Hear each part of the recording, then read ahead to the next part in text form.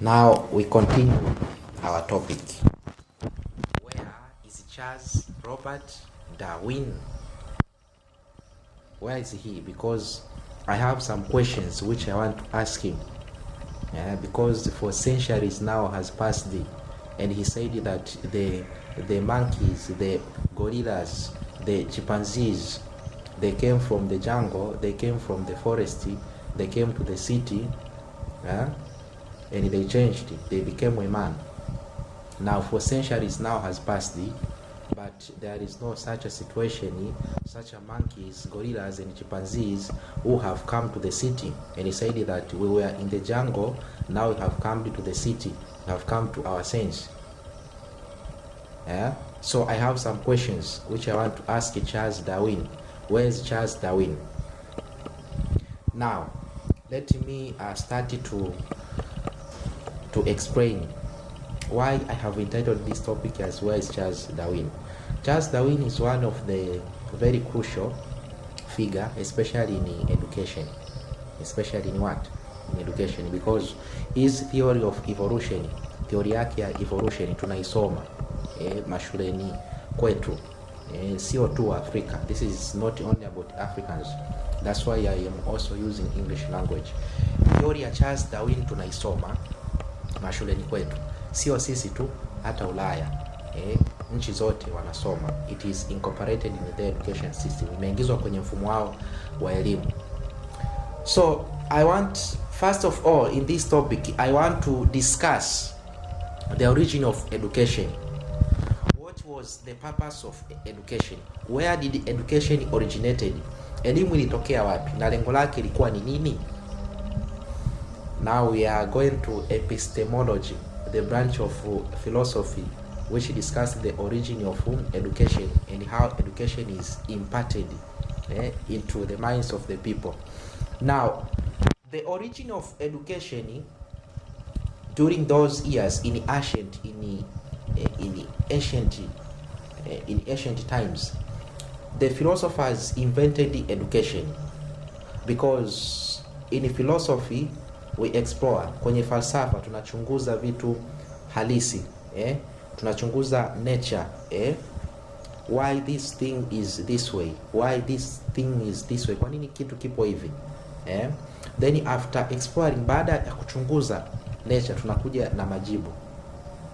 Basi haya majibu yanatusaidia kuibadilisha hiyo nature, hiyo asili, ili iweze kutusaidia kwenye maisha yetu ya kila siku sisi kama wanadamu, au tuweze kuendana nayo katika namna ambayo itatuwezesha sisi kama wanadamu tuweze kufanikiwa kwenye maisha yetu ya kila siku. That is philosophy. So philosophy kwenye falsafa ni kwamba you explore, unachunguza vitu especially vya asili, alafu una come up na your own principles, ambazo hizo principles zinaweza kusaidia watu kwenye maisha ya kila siku. If it is not about coming up with the principles, you can develop technology or devices or principles which can help people to solve their problems. That is philosophy. So in those days, the philosophers used the education as tool which can help them to align with their nature, or to come up with new principles which can help them to go with the nature, or to modify the nature on their own advantage, so that they can develop. Na maanisha hivi, kwa kipindi hicho sasa wana falsafa wali invent education, au walikuja na theories, nadharia ambazo zikawa combined kwa pamoja, watu wakaanza kuzisoma. Kwa nini? Kwa sababu hizi nadharia ndani yake kulikuwa kuna kanuni ambazo zinaweza kuwasaidia watu wakaweza kupiga hatua na kuendelea kwenye maisha yao kwa kutake advantage, kwa kuendana na asili, au kwa kutengeneza vitu vipya ambavyo vita modify asili, nature, ili kwamba tuweze kupiga hatua. Now the question comes, is our education system today concerned about that? Na maanisha kwamba mfumo wetu wa elimu wa siku ya leo, je, kweli umelenga kufanya hivyo? Because kwanza tunasoma miaka mingi. For at least for a person to earn, at least kwa mtu kupata degree yake ya kwanza ni kama miaka 17 mpaka 18 ndio anakuwa amepata degree yake ya kwanza. Wengine wanakwenda mpaka 20. It depends what kind of degree do you want. So watu wanasoma miaka mingi, wanatafuta elimu. Mind you, si jaribu ku discourage elimu. No, elimu it is very good thing because it gives you exposure na kufanya ujue vitu, lakini pia ina enlarge your thinking capacity, and that is the aim of this video. Okay, this video is not to discourage the education system and make it be like it is a bad thing. No, it is not a bad thing at all. It is a good thing, but the only thing is that the mind of the people have been closed. Akili za watu zimefungwa, wanafikiria kwamba kwa kusoma tu education au kwa kusoma zile theories ambazo zipo ndani ya education basi unakuwa umesolve matatizo yako kwenye maisha halisi. No, it is not that way. So education for nowadays, watu wanasoma miaka mingi, wanasoma theory nyingi, lakini vitu wanaovisoma kiuhalisia havina connection na maisha halisi.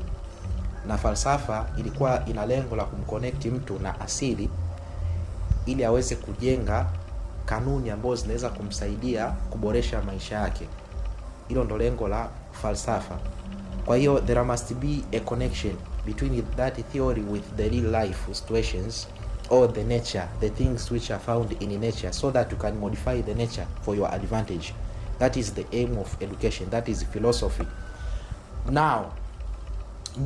Nowadays tunakwenda shule, tunasoma, lakini mwisho wa siku watu wanarudi wanakaa majumbani, hawana kazi, au kama utapata kazi basi utafanya hiyo kazi lakini haiwezi kuketa all of your needs. Siku zote it will be not enough. Why? Because education nowadays it is the tool for the master. Nikisema hivyo namaanisha kwamba elimu kwa siku za sasa hivi ni kifaa kwa ajili ya master. Kwa ajili ya master. Master is a person or a system in control. Ni kitu ambacho kipo, ni mfumo ambao umewekwa, au ni mtu ambaye ana mamlaka. Kwa hiyo education kwa siku za leo ipo kwa ajili ya kutengeneza professionals. Hawa professional wakisha kutengenezwa wanakwenda kumfanyia kazi master. That is the aim of education nowadays. That's why utasoma, utapata degree, unaweza kupata zote 4 up to a professor, but in order for you to function, ili uweze kufanya kazi au ili uweze kuput into use your education, you must work for the master. That is the aim of education, and in that way the master keep you in check, the master exploit you, the master make you think that without education you are not free. Master atakufanya ujisikie kwamba bila elimu, bila profession yako wewe huwezi kufanya chochote. You are not independent, you are dependent. That is the aim of education today. So people nowadays are studying, but the issue is education does not really help them. So my point of view on this issue, mimi ninavyofikiria kuhusiana na hii issue ni kwamba you have to evaluate the education which you have and try to align it with your own values, your own standards. Na maanisha hivi, kwa elimu ulionayo, that's why I have said education is very good thing, because it enlarges your thinking capacity, it gives you exposure, it makes you critical, it makes you wiser. That is the aim of education. So use the wiseness, use the potential which you have in education, use the asset in education to apply it to the nature. When I am saying nature, namaanisha maisha halisi, maisha yako ya kila siku. Could develop your own principles, your own values, ili uweze kuachieve success, but don't become dependent. Elimu isikufanye ukawa tegemezi kwa nani? Kwa master.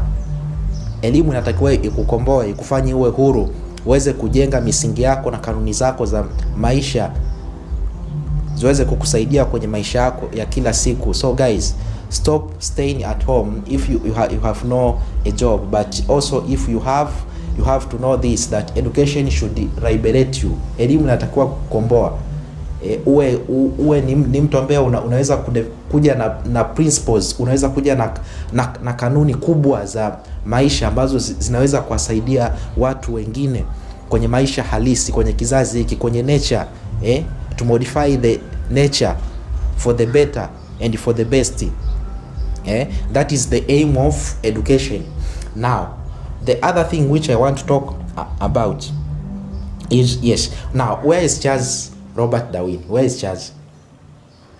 Because his theory of evolution, survival for the fittest and natural selection, this theory, it is taught in school, it is in all school systems in the world, but in real sense, kiwalisia mpaka sasa hivi hatujawahi kuona, zimepita centuries, miaka mia, actually miaka maelfu, of course miaka maelfu, lakini hatujawahi kuona monkey, gorilla au chimpanzee akatoka polini akaja mjini akasema, jamani, sasa mimi nilikuwa niko huko mapolini, lakini sasa ndo nimekuja mjini, si mnaona hata mkia wangu ndo umeanza kukatika, nipeni nguo jamani, nipeni nguo. No, it is not that way. People are born, watu wanazaliwa wakiwa ni watu. So I think hivi vitu havikuhitaji kuwa mwanafalsafa ili kuweza kuelewa. You don't need to be a philosopher to understand this. Unahitaji kutumia hiyo elimu yako ulionayo ambayo ilikuwa ina lengo la kutanua uwezo wako wa kufikiri, ili uweze kuja na kanuni zako wewe kama wewe za kuisaidia jamii, au kuenenda na nature au kwenda against nature. Do you follow? Unanielewa hapo? Kwa hiyo huhitaji kuwa mwanafalsafa kuelewa hilo, kwamba it is in a education system there is a lot of theories which does not really apply in our real life. So be critical. Be critical. Education is just the tool for the master to create the professionals who can work for him. Niishi hapo, nina mengi ya kuzungumzia, and if my mind, kama akili yangu itasukumwa, itapata mengi zaidi kuhusiana na hii mada, nita make another video.